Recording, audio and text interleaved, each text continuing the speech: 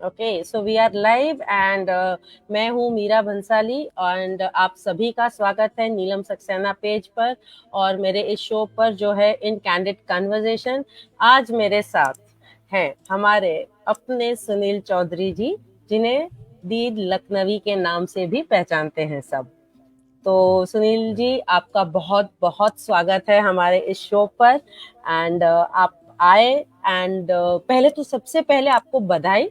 आपने अभी जो लिट फेस्ट, जो हमारे LWG यानी लिटरेरी वॉरियर ग्रुप की जो लिट फेस्ट हुई थी न्यू दिल्ली में 18 जी, साहित्य नवंबर कला को, अकादमी में। उसमें जी, साहित्य हाँ अकादमी जी, में। जी। जी उसमें आपने आपकी बुक ने आई मीन काफी लोगों ने आपकी बुक को भी सहारा, तो उसके बारे में आज हम बातचीत करेंगे। तो बिल्कुल। पहले आप ये बताइए कि आपको कैसा लग रहा है यहाँ पर आकर, आई मीन लिट फेस्ट बहुत पूरा आपने बहुत जो अच्छा देखा लगा। वो। बहुत अच्छा लगा। देखिए देखिए, कविता वगैरह तो हम लोग पढ़ते रहते हैं, बातें करते रहते हैं, वो मतलब गाते रहते हैं और कई कई मंच पे जाते हैं। लेकिन जब ये कहाँ से उपजा और किताब कैसे निकली या कैसे कहाँ से लिखना शुरू किया, ये कीड़ा कब काटा आपको ये कीड़े ने, तो ये चीज़ें जो होती हैं ये बड़ी इम्पोर्टेंट होती है। ये हर आदमी, हर शख्स बताना चाहता है। ऐसा कोई शायर नहीं है।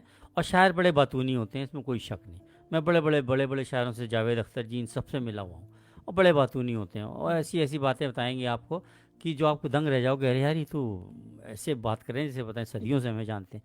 तो उनके अंदर बहुत कुछ होता है।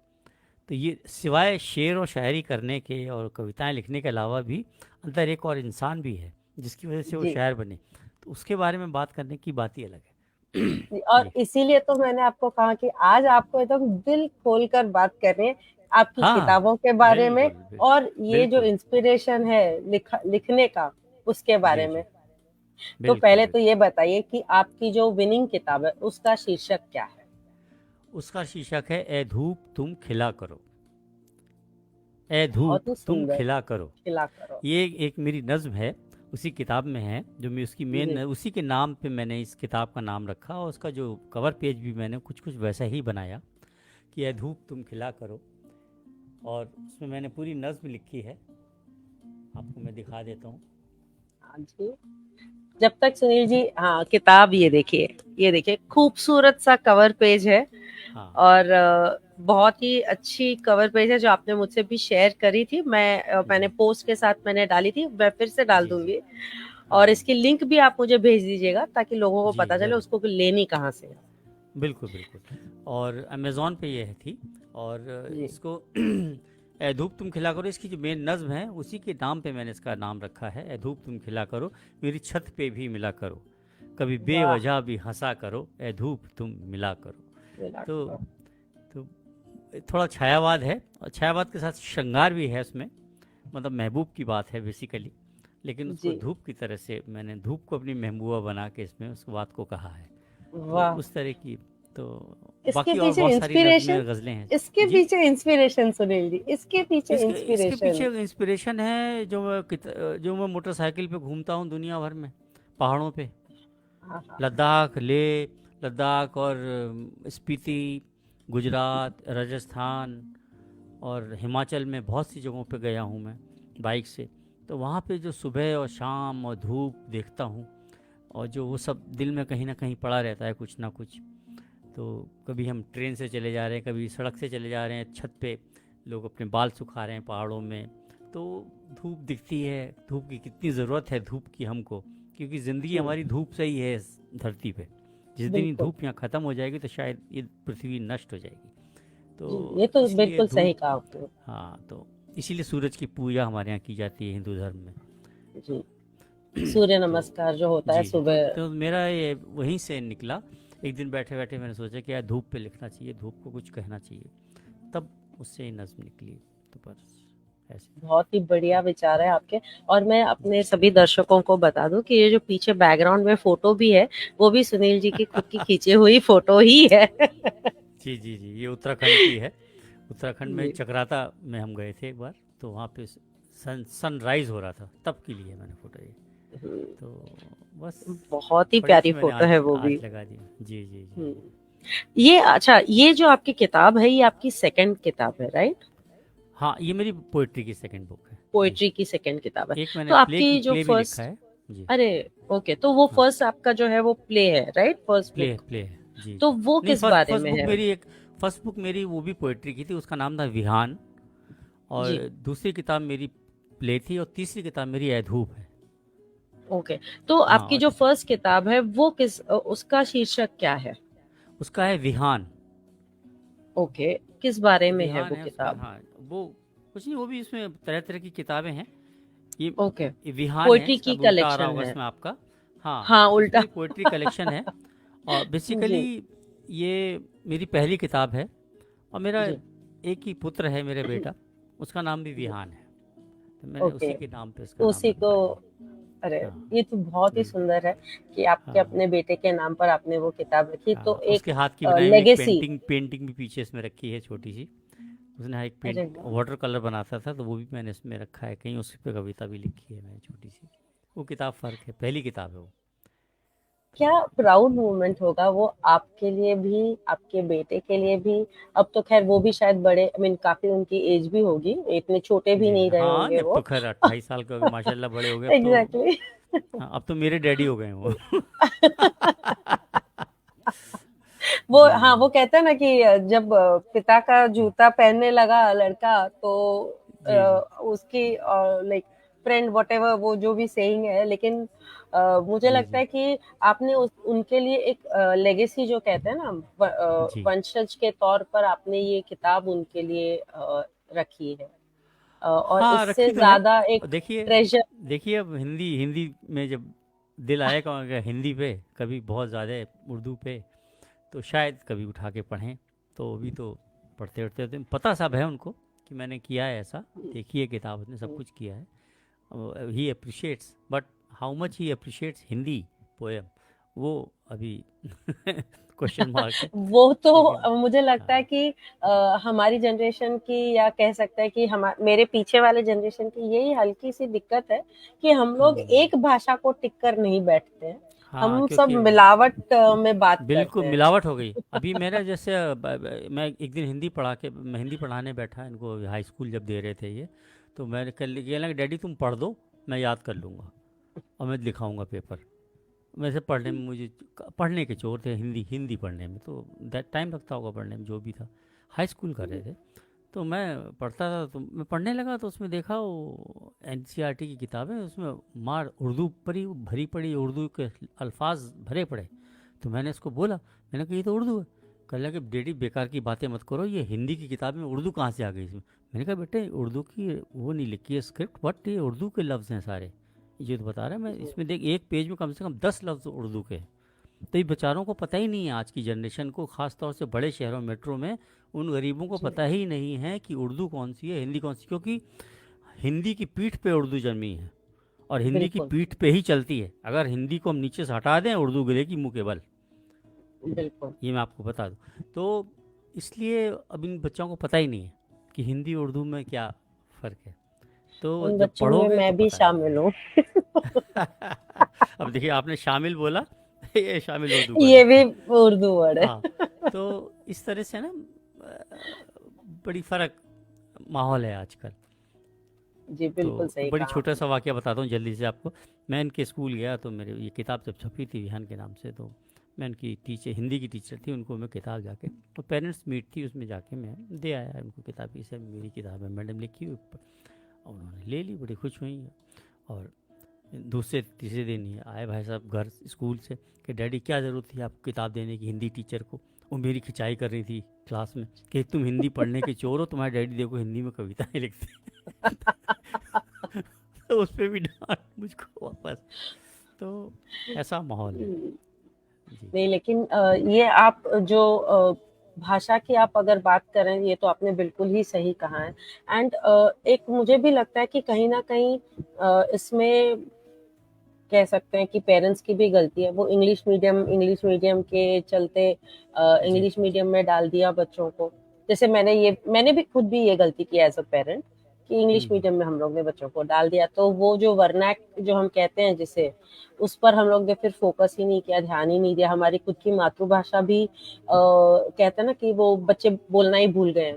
जैसे कि आप जो हिंदी उर्दू बोल रहे हैं घर में, या हमारी तो कुछ और ही अलग है, तो बच्चे वो बोल ही नहीं पाते हैं पूरी, उसको भी मिक्स करके मिलावट करके बोलते हैं, तो बिल्कुल ये तो लेकिन ऐसा नहीं है, होता रहता ऐसा है। नहीं है। देखिए हमारे हमारे हमारे यहाँ निवेदिता जी अभी इस पे हैं, हमारे हाँ जी, पटल ये है। निवेदिता जी हैं, हिंदी में अथॉरिटी हैं और इंग्लिश में भी हैं, उर्दू भी जानती जी हैं। और ऐसे ही फिराक गोरखपुरी थे, बहुत बड़े शायर हुए हैं। वो जी इंग्लिश के प्रोफेसर थे और इंग्लिश के टॉपर थे इलाहाबाद कॉलेज से, जी। इलाहाबाद यूनिवर्सिटी से उन्होंने टॉप किया था इंग्लिश में, 100 में से 100 नंबर वाले पढ़ाई की अंग्रेज़ी की। और उर्दू देखिए, अब आप उनकी उर्दू और इंग्लिश में भेद नहीं निकाल सकते, लेकिन उनको पता है कि हिंदी क्या है, उर्दू क्या है और इंग्लिश क्या है। तो ऐसा बिल्कुल। नहीं है, जो दो भाषा वाले होते हैं शायर, वो अच्छे शायर भी होते हैं, ऐसा नहीं है।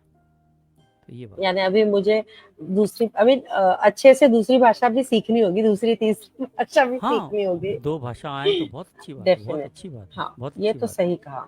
अच्छी है जी। मैं सीख ही रही हूँ, मैं इसीलिए ना हमारे जो LWG ग्रुप है वहां से, चाहे मैं इतना पार्टिसिपेट ना कर पाऊँ, लेकिन हर एक जो लिख के आते हैं, जो भी जी कविताएं हैं, उनको मैं पढ़कर उनको समझने की कोशिश करती हूँ, ताकि उससे हर एक उसका ये होता है, मीनिंग होता है उसका, हर एक जी जी तरीका होता है पोयम लिखने का, वो मैं हाँ एटलीस्ट पढ़ के उसको मैं समझ सकूं।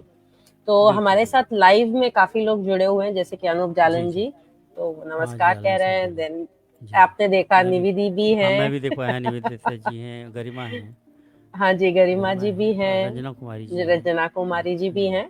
तो जी ये जी। लोग हमारा शो देख रहे हैं और हाँ काफी अच्छी कमेंट्स भी दे रहे हैं, तो मैं तो हाँ चाहूंगी बिल्कुल बिल्कुल कि आप ये शो खत्म होने के बाद सबकी कमेंट्स को रिवर्ट कर दें, बिल्कुल बिल्कुल बिल्कुल वक्त बिल्कुल। होते हुए, बिकॉज क्या हाँ होता है कि अगर हम रिवर्ट करते हैं तो हमें भी अच्छा लगता है और सामने देखने वालों को भी अच्छा लगता है, तो आप प्लीज बिल्कुल जब आपको वक्त मिले उसे आप रिवर्ट कर दीजिएगा। बिल्कुल एंड ज़रूर आप ज़रूर। एक बार फिर से प्लीज आपकी किताब के बारे में बताइए, आपको कौन सा अवार्ड अभी LWG लिट फेस्ट में मिला, उसके बारे में भी हमें बताइए, जो हमसे अभी अभी जुड़ रहे हैं दर्शक, उन्हें पता चले। LWG में मुझे भी उनको जो बेस्ट पोइट्री बुक का खिताब दिया गया है और उसका अवार्ड मिला है मुझे। और बाकी किताब में खूब शायरी है और कुछ नज़में हैं, मिली एक जुला आध है हो सब जाए, कुछ। और जी अगर प्रिपरेशन हो तो एक आध हो जाए।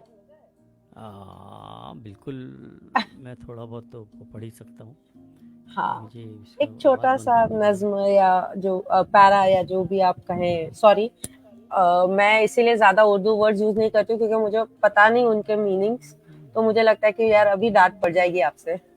चलिए अभी जो म्यूज़िक बज रहा है इसी के साथ साथ मैं गा देता हूँ, दो जी लाइनें गा जी देता हूँ।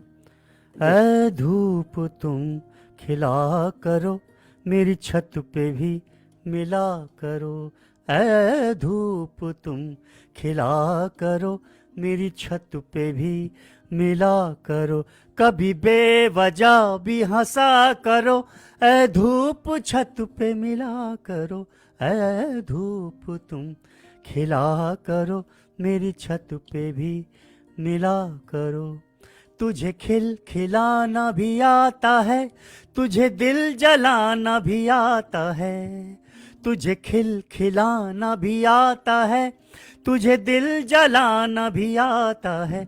महबूब हो सबों की तुम, महबूब हो सबों की तुम, मेरी छत पे भी मिला करो। ऐ धूप तुम खिला करो, मेरी छत पे भी मिला करो। कभी बेवजह भी हंसा करो, ऐ धूप छत पे मिला करो। ऐ धूप तुम खिला करो, मेरी छत पे भी मिला करो। वाह, यही समा आपने लिट फेस्ट में भी बांधा था and it was amazing. Thank you बहुत सो ही मच, तभी थैंक यू सो मच। मजा आया था, और आज भी मुझे उतना ही मजा आया आप सुनकर। मैं हमेशा आपको सुनती हूँ वैसे, जब आप कभी कभी गाकर वो गाने आप जी जी। वीडियोस डालते हो, हाँ तो जी जी बहुत ही जी। अच्छा लगता है वो सुनकर। एक्चुअली वो जो मैंने नज़्म वहाँ पढ़ी थी वो जी थी छत के ऊपर, तो छत और जी आसमान के ऊपर थी। तो मैंने कहा कांच की छत हो तो कैसी हो, तो वो भी कहीं से उपजी, वो कविता जो है कहाँ से निकली, बड़ी अच्छी इंटरेस्टिंग कहानी। अगर आज समय है तो बताऊंगा, नहीं तो फिर किसी दिन बताऊंगा मैं। नहीं नहीं, आप जी। बता दीजिए, क्योंकि हाँ। बहुत समय का क्या है, समय तो यार आप जी जी। ऐसा टैंजिबल है समय। मेरे बेटे के स्कूल में जी दो कपल थे, दो कपल, दोनों आर्किटेक्ट, हस्बैंड वाइफ, मतलब जी। चारों जने आर्किटेक्ट थे। अलग मुख्तलिफ किस्म के, किसी ने एम एफ हुसैन के साथ काम किया हुआ था गुफा में, किसी ने कुछ किया हुआ था। तो ऐसे ही उनसे बैठे, पार्टी हो रही थी, तो अपना बैठे हुए रात में बात हुई। मैंने कहा यार तुम लोग इतनी घर बनाते हो, पेंट हाउस भी बनाते होगे सबके, कहते हाँ बहुत करते हैं, बहुत से लोग बनवाते हैं। मैंने कहा छत उनकी कभी कांच की बनाई है तुमने कभी? कहते नहीं बनाई तो नहीं, कि बन सकती है, आजकल तो बहुत से मटेरियल आ गए हैं कि हम छत पे कांच की लगा सकते। तो मैंने कहा कांच की छत बनाओ और फिर देखो मज़ा। वो आदमी जो वो छत पे पेंट हाउस में रहेगा, कांच की छत होगी तो सारा मौसम साफ, हवाई जहाज़ निकल रहा है, पंछी उड़ रहे हैं और बादल आ गए हैं, बारिश हो रही है, सब दिखेगा, कितना अच्छा लगेगा, धूप भी आएगी। तो कह यार आइडिया तो बहुत अच्छा है तुम्हारा, कभी ना कभी मौका मिलेगा, कोई कहेगा तो हम ज़रूर बनाएंगे। तो वहाँ से मेरा ये वो वाला जो मेरी नज़्म थी, कि वो जो वहाँ से उपजी थी वो, कि एक टुकड़ा लेकिन आसमां का चाहिए, बादलों को घर में लाना चाहिए, एक नीली छतरी घर में भी हो, एक ऐसा घर बनाना चाहिए। तो ये चीज़, वो जो ब्यूटीफुल। नज़्म मैंने वहाँ पढ़ी थी साहित्य कला में, वो हाँ, उसी से उपजी हुई थी।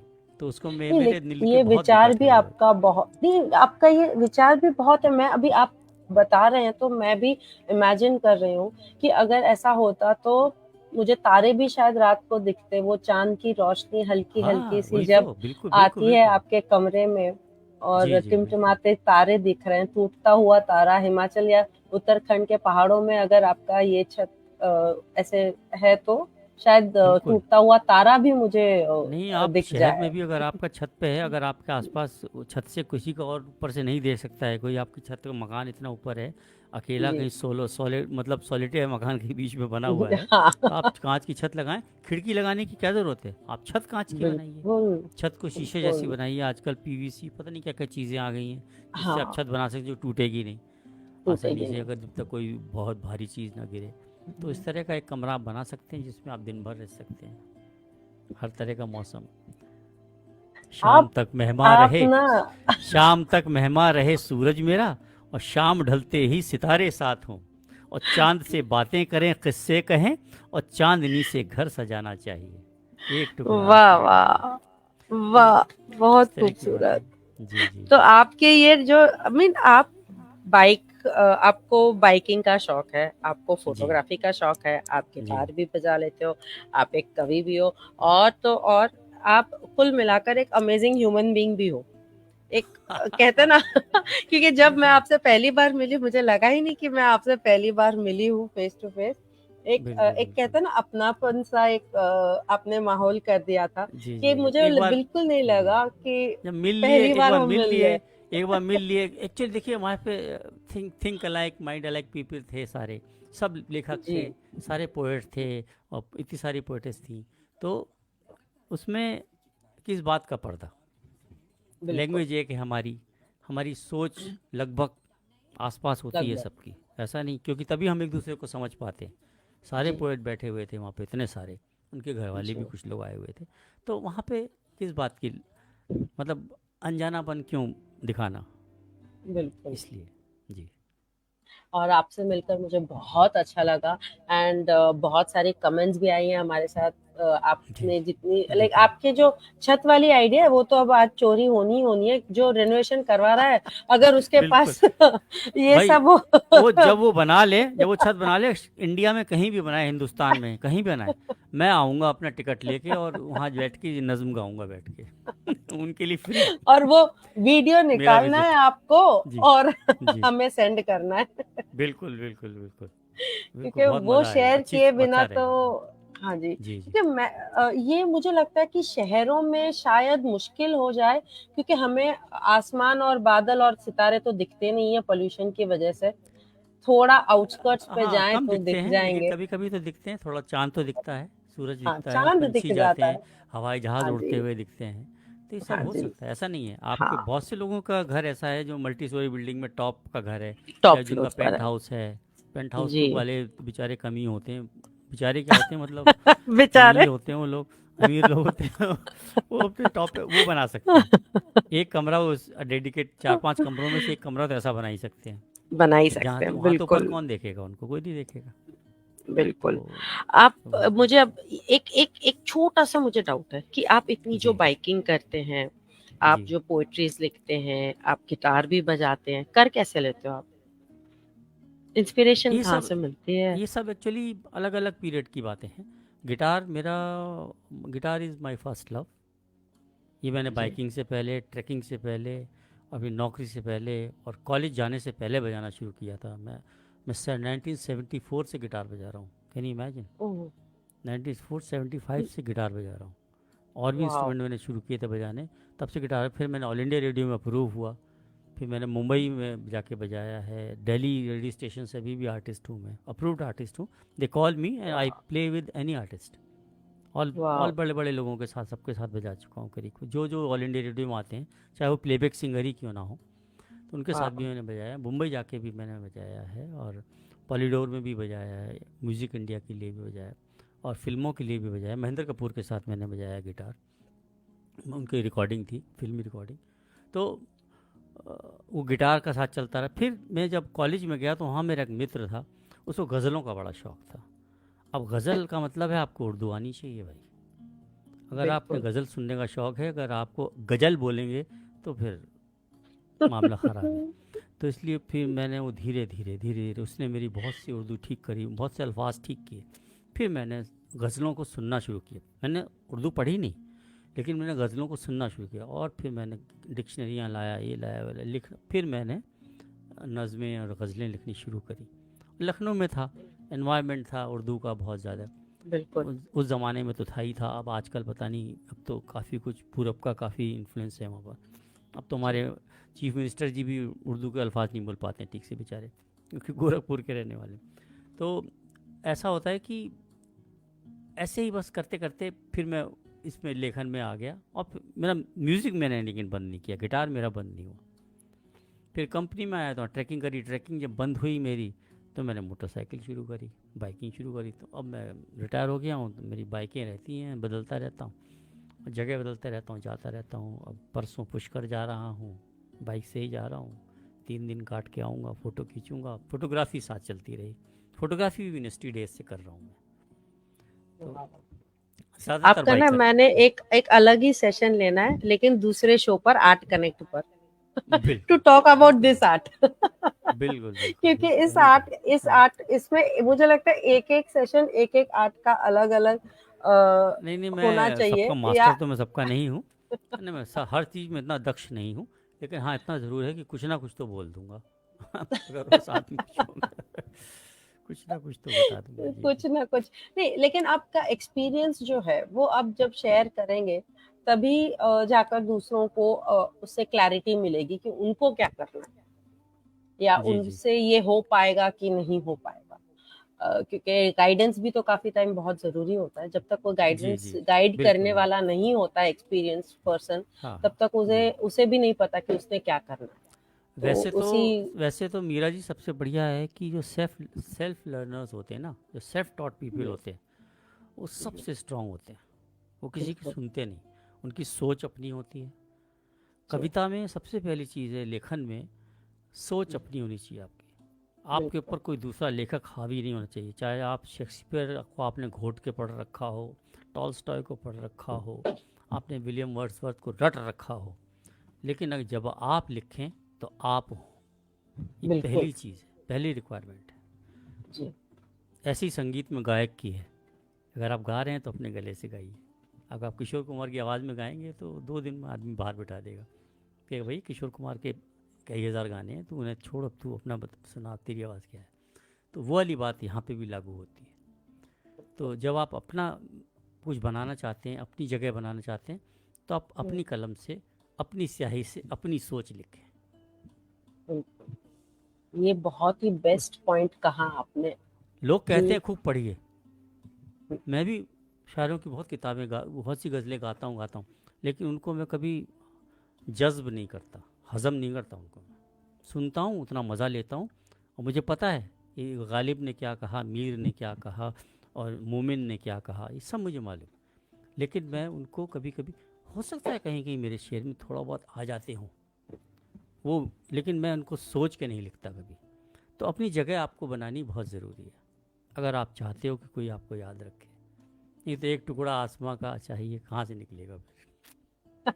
बिल्कुल सही कहा आपने, बिल्कुल सही कहा। एंड इसी के साथ हम्म, मुझे लगता है हम यहाँ पर शो कंप्लीट करेंगे, बिकॉज आपने बिल्कुल बहुत ही खूबसूरत बात से ये शो को एक कहते हैं बिल्कुल ना एंड दिया है आपने उसको, बिल्कुल बिल्कुल कि बिल्कुल बिल्कुल। खुद अपने अपनी स्याही से अपने विचार लिखूं। तो ये तो आपने बहुत ही उम्दा, उम्दा नहीं, बहुत बहुत ही अच्छी बात कही है।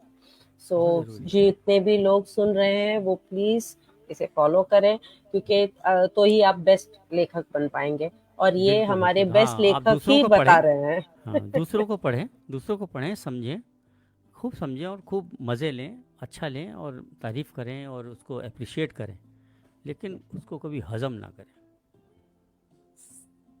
आपके शरीर में वो खून में वो चले गए और आपकी कलम से वही चीज़ निकली, तो कहेगा यार ये तो तुम गालिब की लाइन बोल रहे हो, ये तो तुम मीर की बिल्कुल। लाइन बोल रहे हो, ये तो दीद की लाइन बोल